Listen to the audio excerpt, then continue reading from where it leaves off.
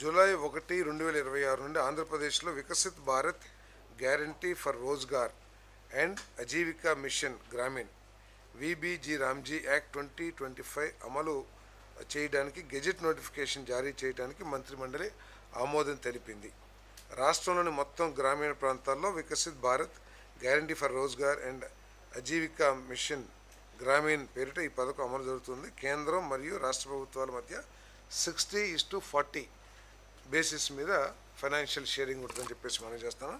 దీంట్లో ముఖ్యంగా ఏంటంటే గత ఎన్ఆర్జీఎస్లో 100 రోజులు గ్యారంటీడ్ ఉంటే దీంట్లో 125 డేస్ ఉపాధి కల్పించబడుతుందని చెప్పేసి మనం చేస్తా ఉన్నాను నేను.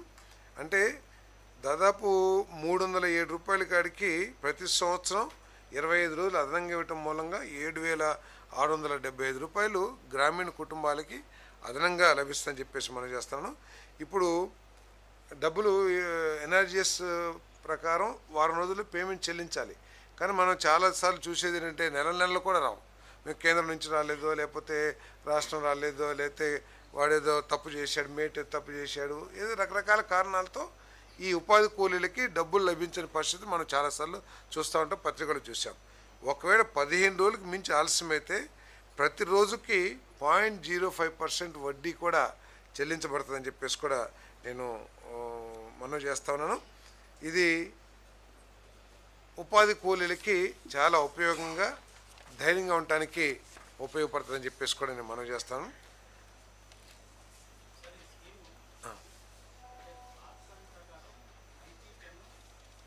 ఇప్పుడు 60-40 బడ్జెట్ పడుతుంది. ఎస్, తప్పకుండా బడ్జెట్లో ఫైనాన్స్ డిపార్ట్మెంటు ఇవన్నీ దాని జీరామ్జీని మనం యాక్సెప్ట్ చేస్తున్నామంటే ఆ నిబంధనలు మనం యాక్సెప్ట్ చేసినట్టే దానికి ఏ విధంగా ప్రొవిజన్ చేయాలో తప్పకుండా ఫైనాన్స్ డిపార్ట్మెంట్ పనిచేస్తుందని చెప్పేసి తెలియజేస్తాను.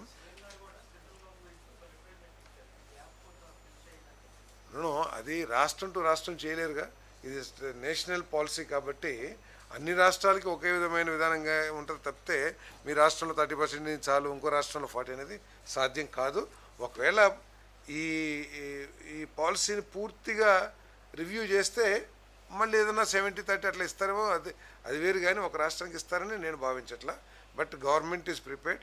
10,000 కోట్ల రూపాయలు మన రాష్ట్రానికి కేటాయించారు.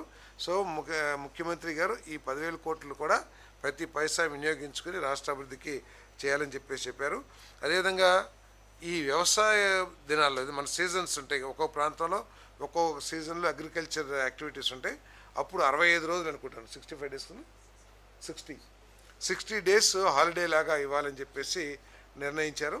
సో అది కలెక్టర్లకే వదిలేస్తున్నారు. ఎందుకంటే ఒక ప్రాంతంలో వ్యవసాయ పనులు ఒక టైంలో ఉంటాయి, ఇంకో ప్రాంతంలో ఇంకోసారి ఉంటాయి. కాబట్టి ఎప్పుడు 60 రోజులు హాలిడేస్ ఇవ్వాలనే దాని మీద కలెక్టర్లు నిర్ణయం తీసుకోమని చెప్పేసి కూడా చెప్పడం జరిగిందని చెప్పేసి మనం చేస్తాను.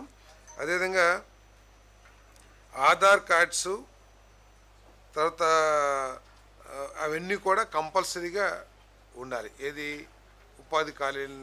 ఉపాధి కూలీలని రిజిస్టర్ చేసుకోవడానికి. ఏది ఫేస్ రికగ్నిషన్ కూడా కావాలి.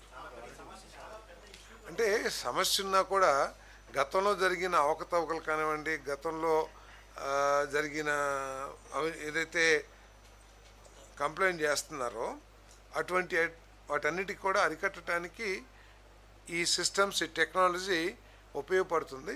ఏదైనా సమస్య ఉంటే సమస్యని పరిష్కరించుకోవాలి, కానీ మరి దాన్ని పూర్తిగా తీస్తే కష్టం.